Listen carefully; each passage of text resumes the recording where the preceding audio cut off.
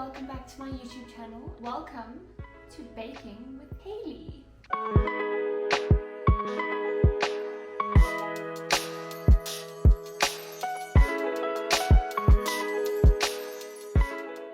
thought this would be the perfect time to show you guys one of the most delicious recipes that I found on YouTube. The amount of recipes I have saved on YouTube is actually ridiculous, and I actually need to now put them to action and actually try them. I don't know if you guys are the same, but I save like 1,000 recipes and I never end up actually trying them. It's time for me to try out this recipe because this one is a goodie. Cheesecake balls, and I'm just so excited to try them out. They look delicious. They actually look like those cake pops from Starbucks that all the YouTubers go crazy about, which we don't get here in South Africa. Yeah, and I love cheesecake, so let's do it. So let's get straight into it. The first thing you'll need is a big bowl to put the mixture in, and the recipe calls for sugar. Always bake with white sugar, and then vanilla extract, and of course cream cheese because we are making cheesecake balls. The first step is to combine these three together and mix until there is a creamy, smooth texture. It's a bit of a weird recipe, doesn't give exact measurements for things, so I found these measuring scoops and I'm just going to sort of eyeball it. I think what I'm going to do first is place my cream cheese into the bowl.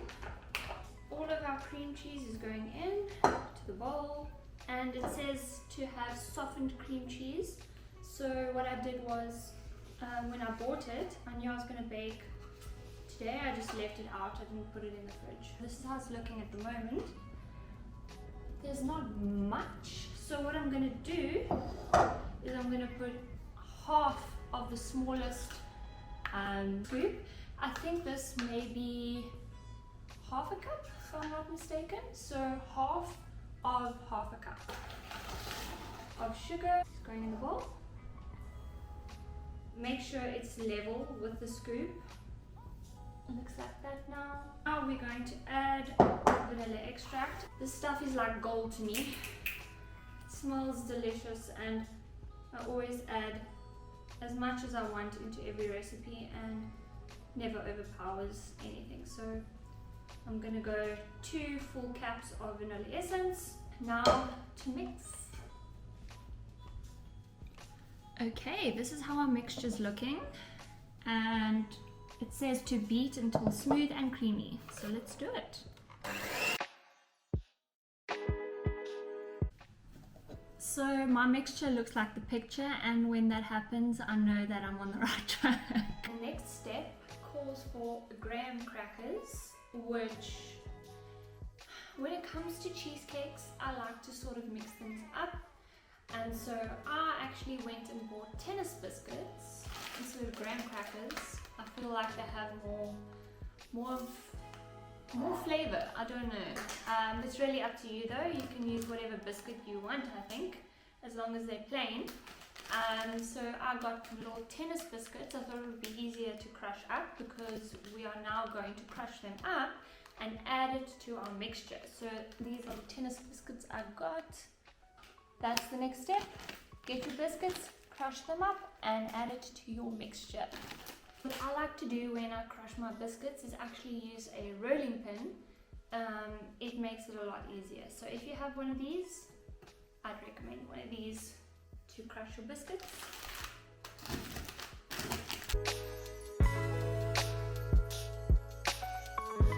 Once you have crushed all your biscuits, add it to your mixture. Should be quite finely crushed. So you'll see it's like almost like a powder. See, it's like a little added to the mixture.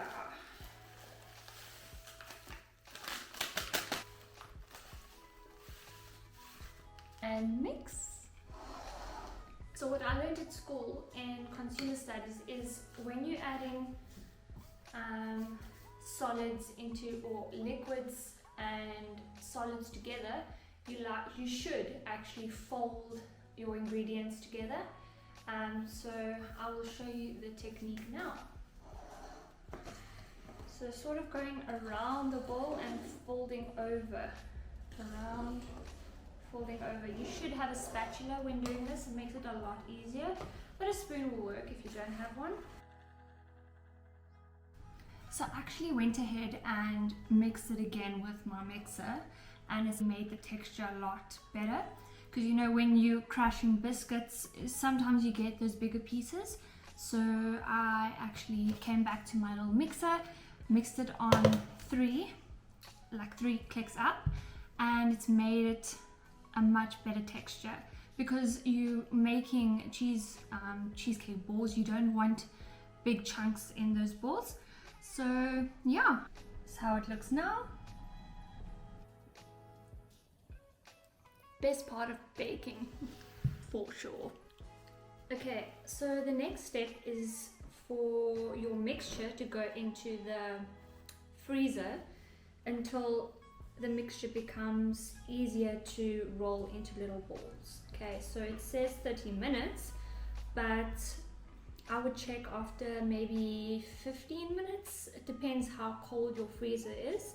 You don't want them to freeze solid, because it's been 20 minutes now and the batter looks really good. Looks like it can roll into balls really easily. As you can see, it's stiffened a little bit. So now we're gonna roll little balls from this mixture, and they say get a piece of parchment paper and put it over a tray or a plate or something where you can put your balls onto. It needs to go straight into the freezer or fridge again. So yeah. Okay, so I'm just going to use the big spoon that I used earlier to measure out the amount of mixture that I want for each ball. I think I want to make like medium-sized balls. So this is how much I'm going to use, maybe a little bit more. Let's see how it turns out. The technique that I use is just using my palms like this, and I go around in circles.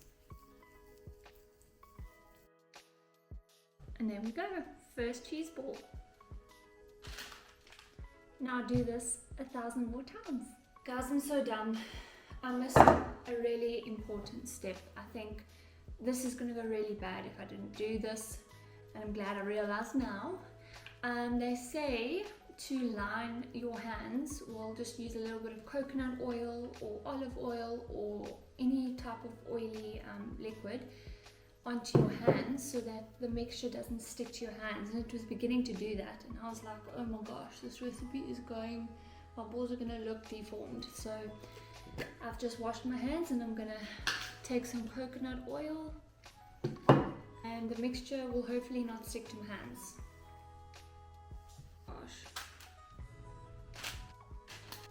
Okay, once you are done rolling your mixture, put it back into the freezer, I think for like 10-15 more minutes, and while that is in the freezer, we're going to melt our chocolate.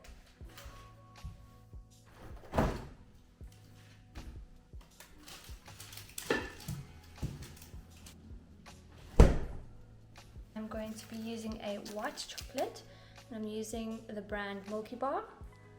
So yeah, if you're like me and you burn chocolate, don't worry girl, I got you, I've learned my lesson. So yeah, this is what I do. So I will heat up some water, and then you're going to need 2 bowls. One bowl needs to be smaller than the other bowl so that you can put the smaller bowl inside the bigger bowl. Okay, first step is to boil some water. Okay, I have my bigger bowl here and a smaller bowl. I'm going to go and fetch my boiling water. Add the boiling water to your bigger bowl, and you only need a little bit because we're actually using the steam of the boiling water. Now you want to break up your chocolate into your smaller bowl. Chocolate is ready, and you're going to place it into the bigger bowl, and then you want to cover it with a kitchen cloth. So I'm going to use this cloth. I'm going to cover it so that the steam stays inside and it melts the chocolate. I'd let it rest like this for at least 15 minutes, 10 to 15 minutes, to make sure that it is actually fully melted. Especially in winter, you want to leave it a little bit longer because the room temperature is colder. So yeah, I'll see you in 15 minutes. 15 minutes later, you have melted chocolate. Give it a good mix, just to make sure there's no lumps. Here they are. Okay, now they should be more solid to start coating. And I would start working straight away before it starts to harden again. So I'm going to dip the ball inside the bowl, and then I'm going to turn it and fully coat it, and then place it back onto the tray. So I'm just coating all sides as best as I can. You can see the ball's already hardening. So you have to work so quick.